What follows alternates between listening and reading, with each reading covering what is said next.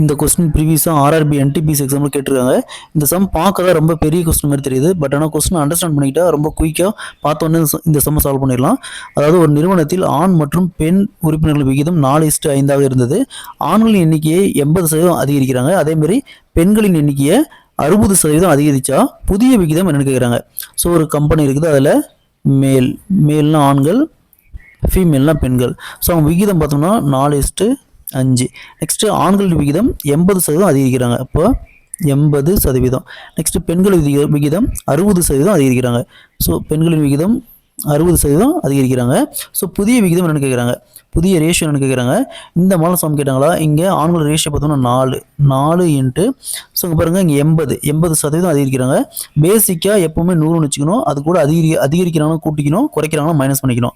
அப்போ 100 + 80 180%. அதேமாரி இங்கே ஃபீமேலுக்கு பார்த்தோம்னா ரேஷியோ 5 இன்ட்டு இங்கேயும் அதிகரிக்கிறாங்க. அப்போ 100 + 60 160%.